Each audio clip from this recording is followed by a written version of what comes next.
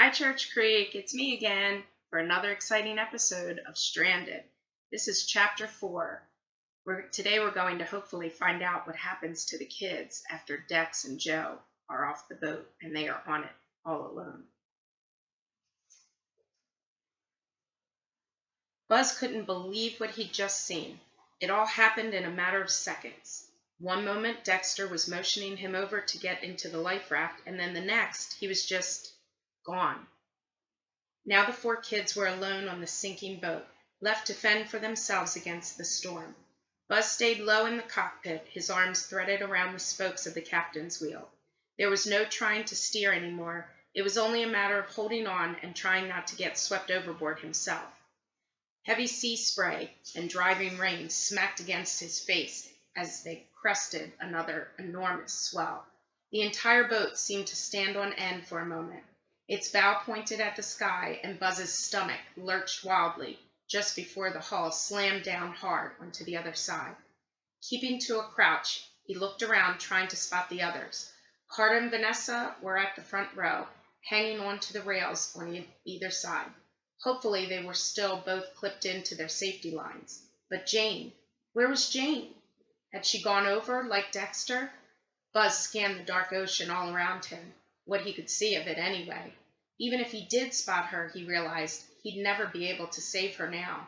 Suddenly, another loud cracking sound split the air. Not lightning this time, something even closer. It wasn't until he looked straight up that he realized what it was. The 50-foot mast towering over his head had begun to sway like a tree about to come down in a storm, and if it did, it was going to fall right toward the two at the front. "Vanessa! Carter!" he screamed, but the wind seemed to whip the words right out of his mouth before they could do any good. Next came the sound of popping bolts, then the groan of metal buckling under its own weight as the mast started to fall. "Look out!" Buzz yelled as loudly as he could, but the storm was louder than he was. Carter never even heard the mast coming until it crashed onto the deck, just barely to his left. The impact sent him sprawling on his back again. Fiberglass tore like paper around him. Teakwood splintered and broke off at crazy angles. The mast itself dipped to top first into the water and then slid right off the boat like a giant goalpost, taking the entire side railing with it. Before he could even try to move away from the edge of the deck, another wall of water slammed into the Lucky Star. It came from the left, port this time, sending the boat heeling sharply onto its right side. Carter grabbed onto the only thing he had left, his safety line. As the boat tipped, gravity took hold, and his body pivoted toward the water.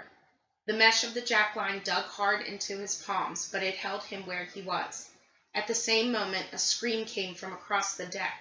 He looked up, really, and saw Vanessa tumbling free of her own line straight toward him. With the railing gone, there was nothing to keep her from dropping right off the edge into the water.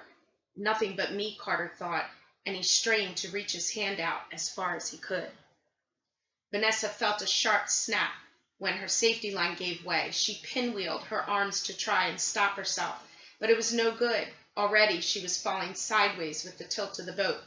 Her shoulder pounded hard against something as the world turned upside down and over again in the dark.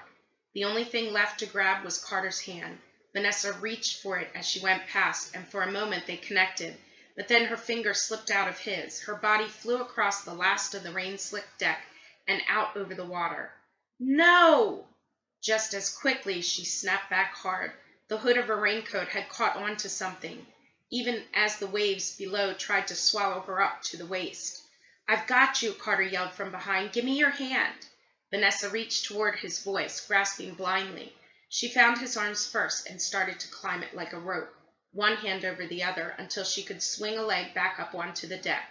She pulled herself the rest of the way on board and collapsed there, catching her breath, while Carter clipped her onto his own line. "Don't move," he shouted. Lying flat against the rocking deck of the boat, Vanessa caught sight of Jane huddled on the galley stairs. She was only a shadow in the dark from here, but the tiny size of her was unmistakable. "Jane?" she yelled. "Jane!" Jane barely moved at all. Her only response was to point back the other way toward the front of the boat. When Vanessa turned to look, all she saw was a dark blur. But then, with the next flash of lightning, it became clear. The unmistakable jagged mounds of a rocky shoreline loomed straight ahead of them.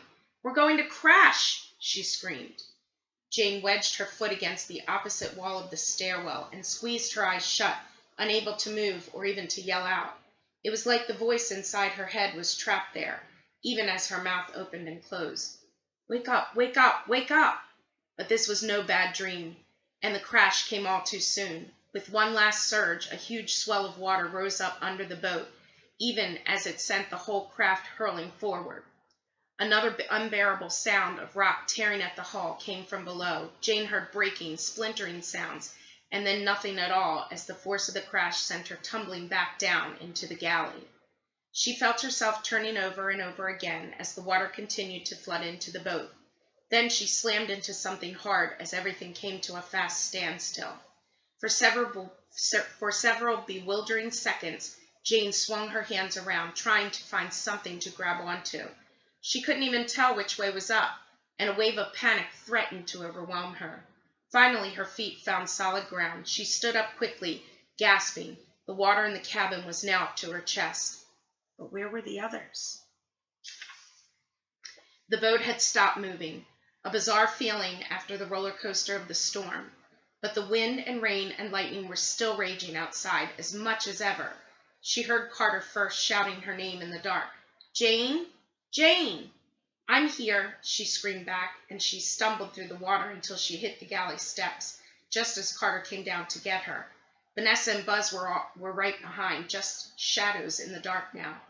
"Are you hurt?" Carter asked. Jane had banged both her knees and her head, but nothing felt broken. When she tried to answer, all that came out was a choked sob. Carter pulled her closer and held on tight. "Hang on, Janie. Don't be afraid," he said. "I've got you." "What do we do now?" Buzz shouted. But there was no answer for that either.